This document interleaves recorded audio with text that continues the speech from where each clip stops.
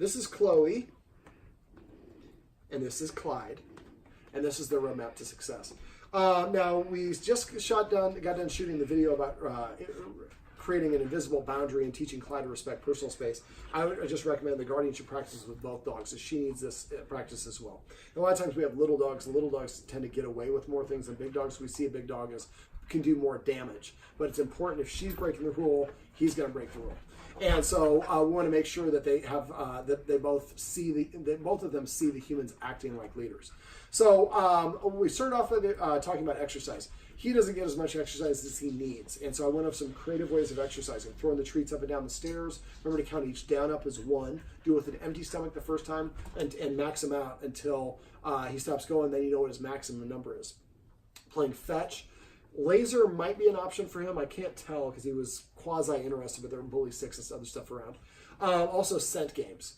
Now he's, I would say walk, but he's reactive to other dogs on the walk. So we don't want to have him practicing that behavior. But if we don't get him, I mean, a lot of the behaviors that I saw throughout the session are a result of a dog that has too much energy. And I want the guardians to interpret when he hits the zoomies or is presenting like this. This should be interpreted as I need some exercise and go spend 5 minutes on the stairs. So keep that exercise journal for about a month. After about a couple of weeks, you'll start seeing, you know what, every time it's longer than 3 hours before we get him exercise, this is what he does. So we'll just start beating him to the punch and getting him exercise every 2 hours and 45 minutes. Keep the exercise journal, and after a while, and notate the time and how many of the repetitions of what it was, but also the barky incidents at the window, jumping up, trying to steal stuff from each other, all the rest of this fun stuff. I'm surprised you're not snarling.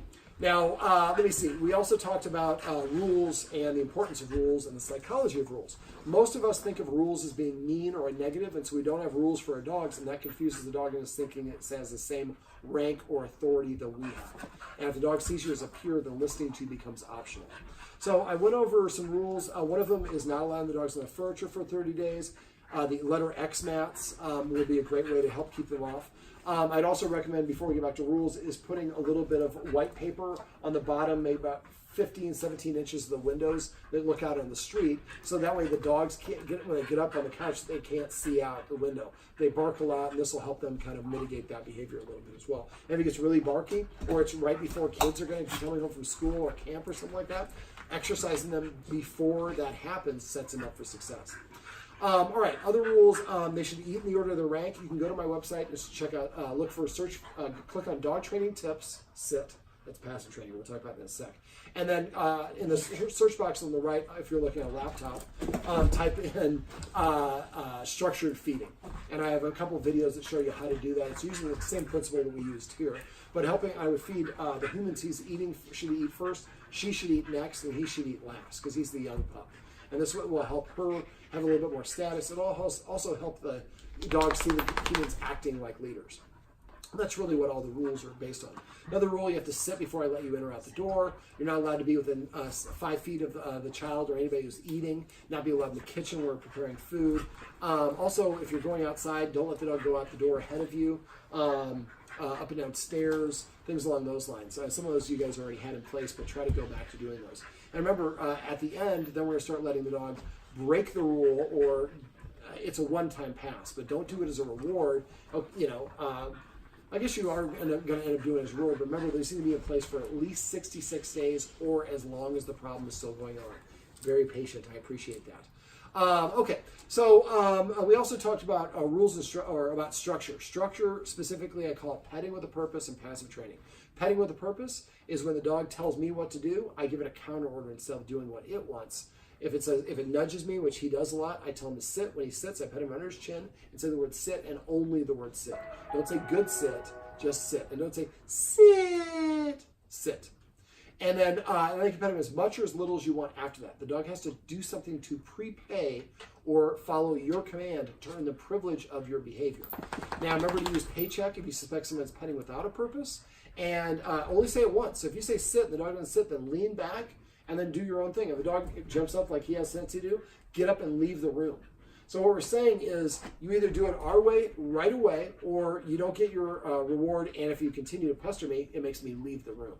And if you start playing hard to get and not petting him unless he's doing something to earn it, after a while he's going to start missing that. and he's going to start emulating that behavior to try to get your attention again. Now we're training and conditioning him to do the things we want as opposed to these things we don't want, which we talked about off camera. So petting with a purpose is when the dog tells you what to do, or if the dog prepays and you pet it under his chin, say sit or whatever it is. If it's already sitting, ask it to lie down or sit over here. The other side of that is what we call, this would be a perfect picture if I have my camera right now, is what I call passive training. Passive training is waiting for the dog to organically offer you the behavior that you want. So if I wanted him to jump up here, I might pet him and say pounce when every time he does that.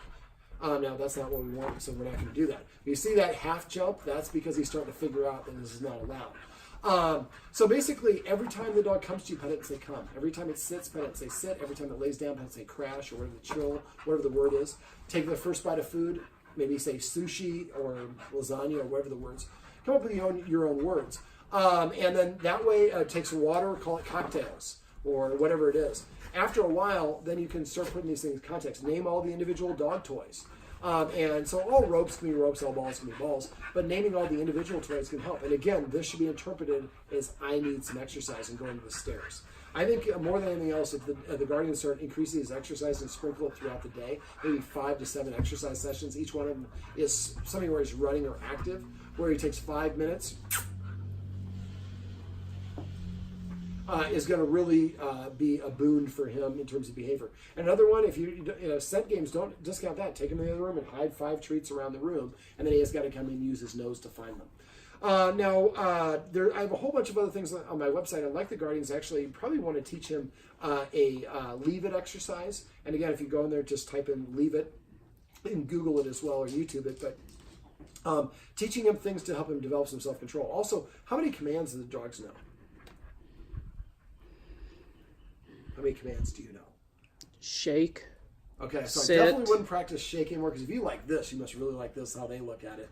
But dogs, when they reach a level of about 10 or more commands, they reach a certain tipping point that allows them to be more confident about other things. So what I would do is I would have you go to YouTube and take and practice, or not practice, but pick out some easy things. So this Sunday, you go to YouTube and we're going to teach you how to roll over.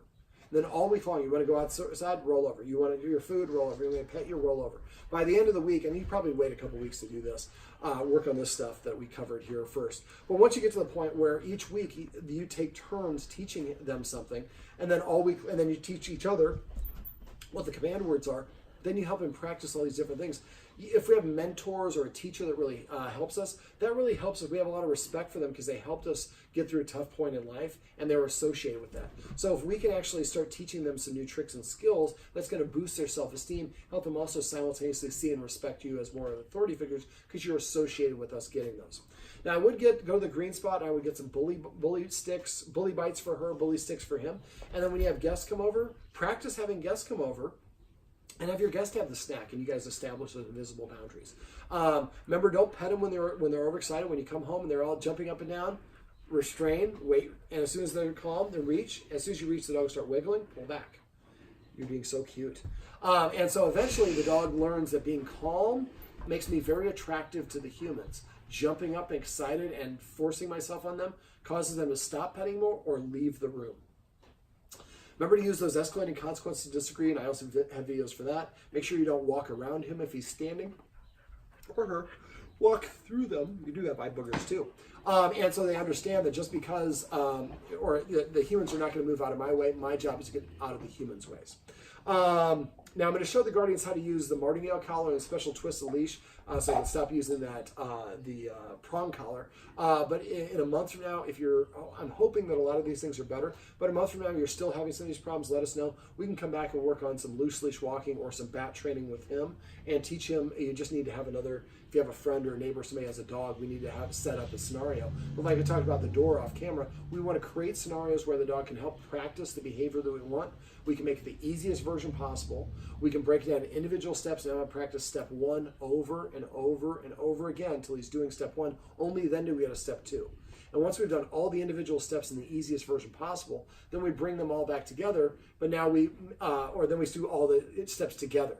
And then we gradually ratchet back up until we get back to the real world situation. And the dog's like, oh, when somebody comes to the door, I stay behind the blue line and I wait for them to come in, or whatever the case may be.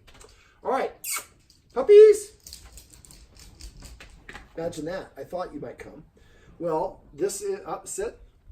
This is Chloe, and this is Clyde, and this is their roadmap to success. Remember, everything you do trains your dog. Only sometimes you mean it.